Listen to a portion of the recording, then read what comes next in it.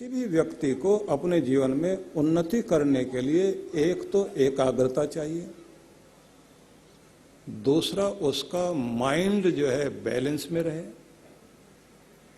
और तीसरी चीज है कि उसके अंदर शांति स्थापित हो। अशांत व्यक्ति दुनिया में विकास की तरफ नहीं जा पाता, क्योंकि अशांति विकास नहीं देती, विनाश देती है। चेहरे की मुस्कुराहट भी छीन लेगी अगर आपका मन अशांत है, नींद कम हो जाएगी।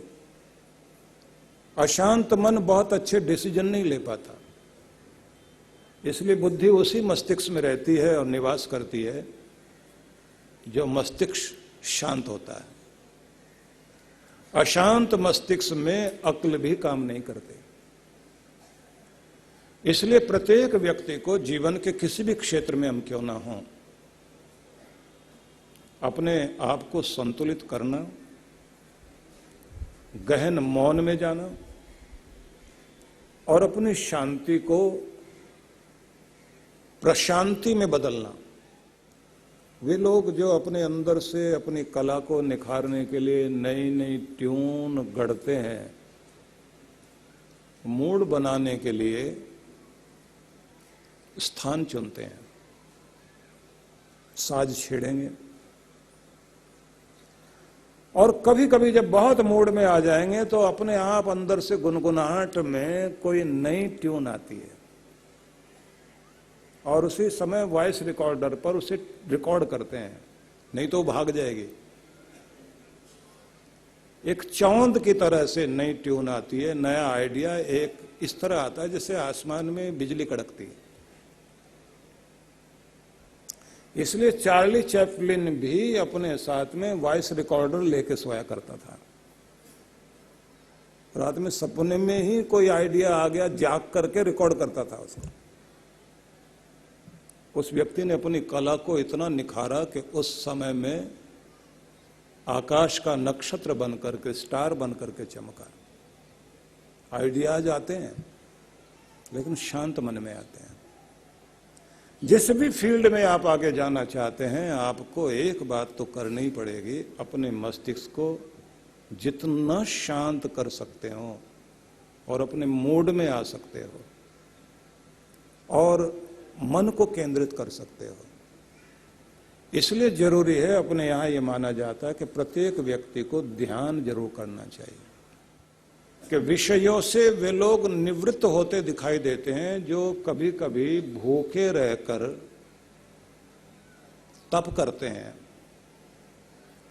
तो थोड़ी देर के लिए तो लगता है कि जैसे उनका मन काबू में आ गया, लेकिन जैसे जैसे भोजन करें, शरीर शक्ति वाला हो, मन में ऊर्जा जो है वो अपना जोर मारने लगे,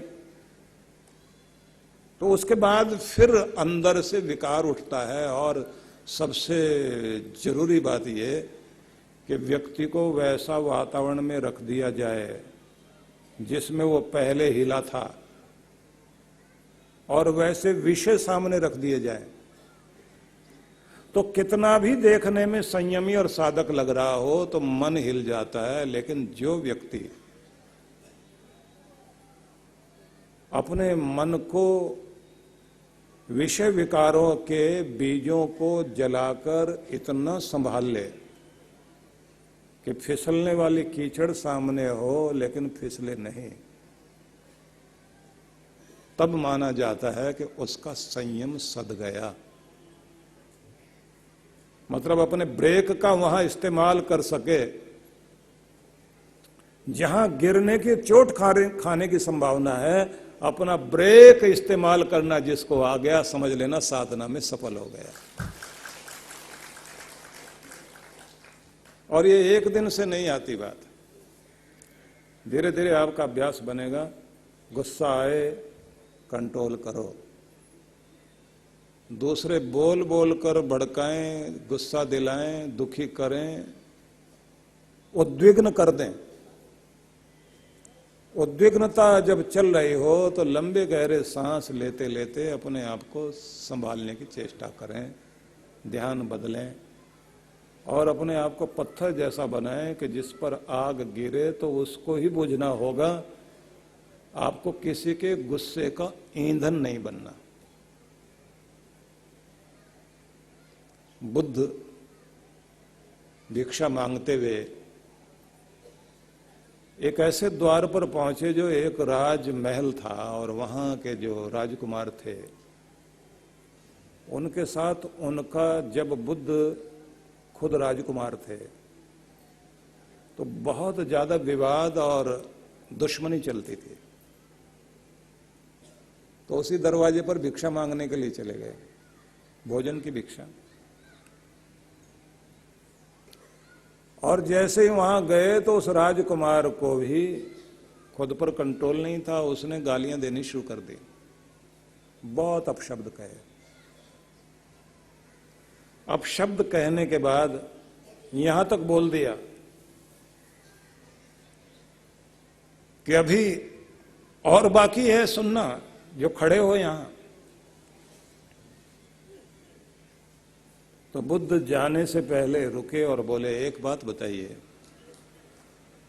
आपके घर में कोई मेहमान आए और आप उसको भोजन दें और वो नहीं खाए, तब उस भोजन का आप क्या करते हैं?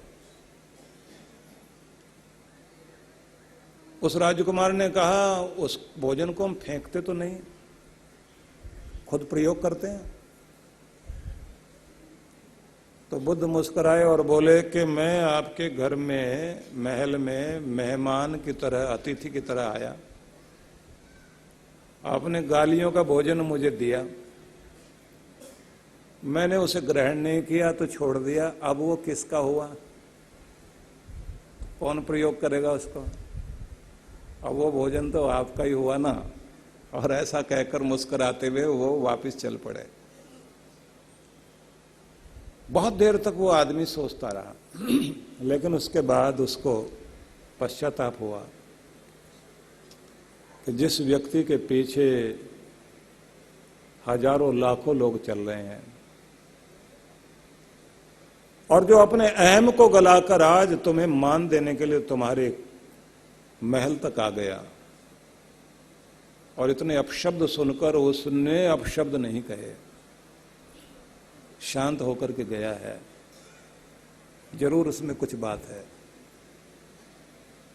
और उसके बाद राजकुमार महल में नहीं रहा, बुद्ध के पीछे पीछे चल पड़ा और उसने बुद्ध से कहा कि तुम मुझे ताकत से नहीं बदल पाए, तलवार से नहीं बदल पाए, लेकिन अपने सम्मोहन प्रेम वाले शब्दों से तुमने मुझे बदल दिया। अब मैं नहीं रहा, अब मैं तुम्हारा हो गया हूं, तुम्हारे साथ चल रहा हूं। सफलता को प्राप्त करने के लिए केंद्रित होना बहुत जरूरी है।